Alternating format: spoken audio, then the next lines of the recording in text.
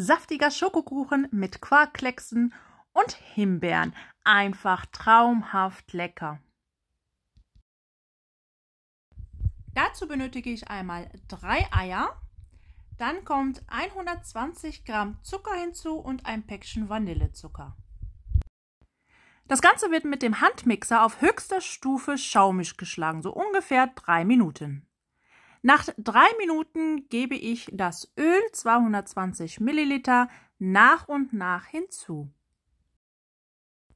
Übrigens, die Zutaten sind alle auf Zimmertemperatur für ein noch besseres Ergebnis. Nach der Zugabe vom Öl gebe ich als nächstes die Hälfte der Milch hinzu. Also insgesamt sind es 220 Milliliter, erstmal nur die Hälfte. Und dann gebe ich 350 Gramm Mehl hinzu mit 2 Esslöffel Backkakao und einem Päckchen Backpulver. Das Ganze am besten durch einen Sieb geben.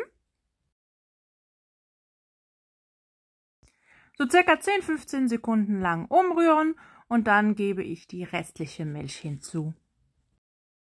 Das Ganze bitte dann nur so kurz wie möglich unterrühren, nicht allzu lange, nur so lange bis Kakao, Backpulver und Backkakao keine Klümpchen mehr vorhanden sind. Dann einmal kurz beiseite schieben, dann brauchen wir für die Quarkkleckse 200 Gramm Quark und 50 Gramm Frischkäse, 65 Gramm Zucker und ein Päckchen Vanillepuddingpulver. Das Ganze einfach gut miteinander verrühren, am besten geht das mit dem Schneebesen. Das Ganze sollte natürlich klümpchenfrei sein. Die genauen Mengenangaben schreibe ich euch wie immer unter dem Video in der Beschreibung. Dann braucht ihr eine Backform mit Backpapier ausgekleidet. Meine Backform hat 30 x 40 cm und darin gebe ich jetzt erstmal den dunklen Teig. Möglichst gleichmäßig verteilen, ein bisschen die Form hin und her schwenken. Falls du bis hierhin zugeschaut hast, freue ich mich, wenn du jetzt meinen Kanal abonnierst, am besten noch die Glocke aktivierst, dann verpasst du auch keine weiteren Videos mehr von mir. Als nächstes gebe ich so mindestens 150 Gramm gefrorene Himbeeren dazu. Ihr könnt natürlich viel mehr nehmen oder ihr könnt auch Kirschen nehmen, was ihr gerade vorrätig habt. Einfach so über den Teig verteilen. Als nächstes nehmt ihr eure Quarkmischung und dann löffelweise Kleckse auf den gesamten Kuchen verteilen. Der Kuchen kommt dann in den vorgeheizten Backofen bei 180 Grad Ober- und Unterhitze für ca. 25 bis 30 Minuten je nach Backofen. Macht am besten die Stäbchenprobe, lasst ihn aber auch nicht zu lange im Ofen, sonst wird er zu trocken.